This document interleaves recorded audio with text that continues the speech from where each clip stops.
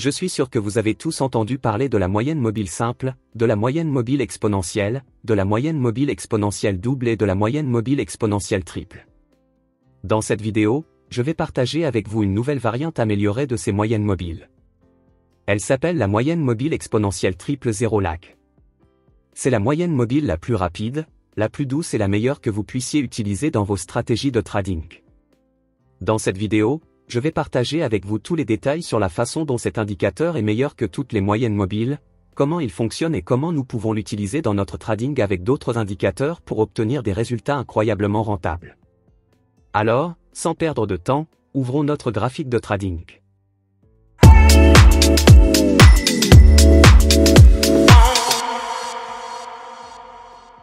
Voici donc à quoi ressemble cet indicateur sur le graphique. Je vais rapidement le retirer du graphique afin de pouvoir tout expliquer depuis le début. Je vais utiliser un graphique de Bitcoin sur un cadre de temps de 15 minutes tout au long de cette vidéo. Donc pour ajouter cette moyenne mobile étonnante à notre graphique, tout d'abord nous allons cliquer sur l'onglet Indicateur, et nous allons chercher 0 lag TEMA. Après cela, nous allons ajouter cet indicateur créé par Lox. Comme vous pouvez le constater, cet indicateur est entièrement gratuit.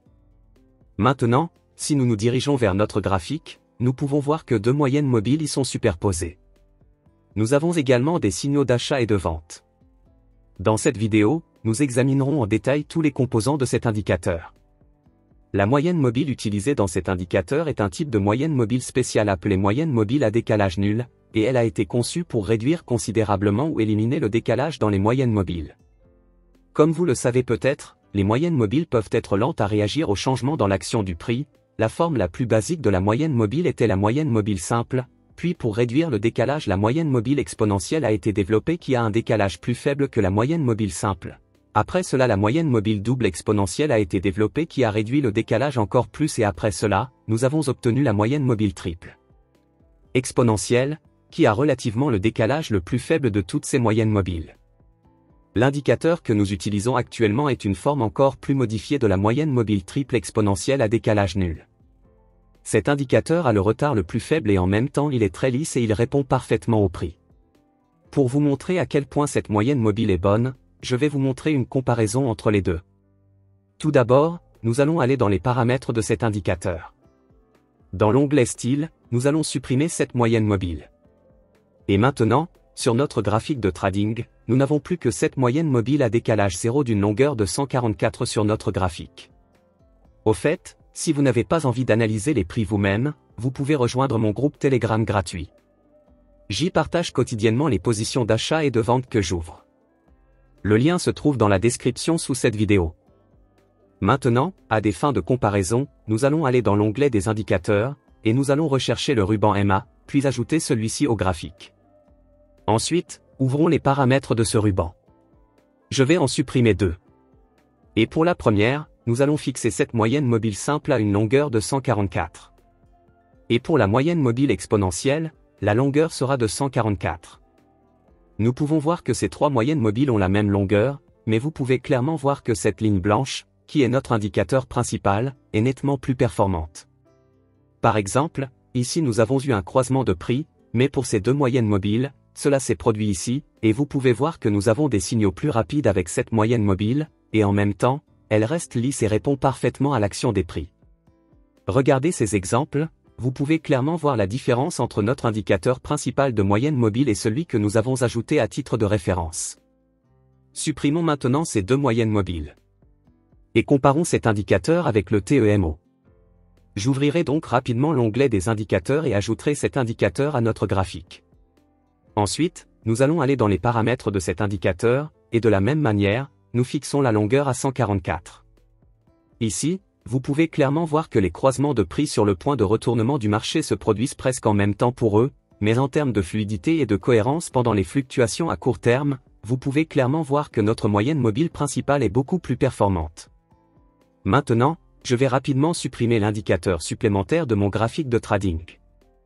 Voyons maintenant comment utiliser cet indicateur dans nos transactions quotidiennes. Tout d'abord, réinitialisons rapidement les paramètres de cet indicateur, nous l'utiliserons avec les paramètres par défaut. Vous êtes un maître trader ou vous copiez les positions d'un maître trader sur Bybit? Dans ce cas, Ce concours de trading est intéressant pour vous car vous pouvez gagner des prix importants. Si vous partagez vos propres positions sur la plateforme de copy trading de Bybit, vous pouvez recevoir un bonus allant jusqu'à 30 000 $ si vous obtenez le plus grand nombre d'adeptes.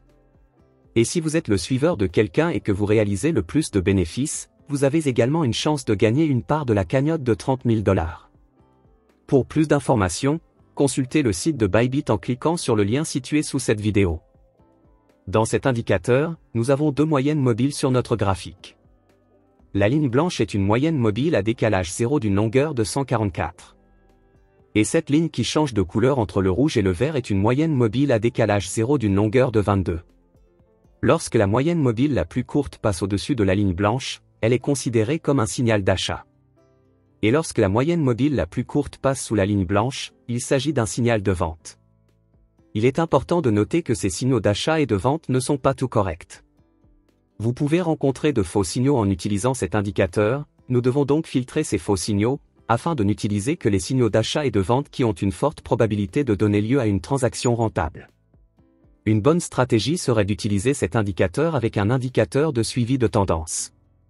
Tout bon indicateur qui identifierait la tendance générale et l'élan du marché, que ce soit sur le cadre de temps actuel ou sur un cadre de temps plus élevé, peut très bien fonctionner avec cet indicateur. Par exemple, nous pouvons utiliser l'oscillateur Awesome avec cet indicateur pour entrer dans les transactions. Ajoutons rapidement l'oscillateur Awesome au graphique. Nous allons ajouter cet indicateur créé par TradingView. Passons maintenant rapidement en revue quelques exemples de transactions d'achat et de vente. Si vous ne voulez pas analyser les prix vous-même, vous pouvez rejoindre mon groupe Telegram pour recevoir des signaux d'achat et de vente gratuits. Le lien se trouve dans la description en dessous de cette vidéo. Par exemple, si nous voulons entrer dans une transaction d'achat, nous attendrons tout d'abord que l'indicateur de la moyenne mobile à retardement 0 donne un signal d'achat, comme il l'a fait ici. Ensuite, nous pouvons confirmer ce signal à l'aide de l'oscillateur Awesome. Si l'histogramme est vert à ce moment-là, nous pouvons ouvrir une position d'achat.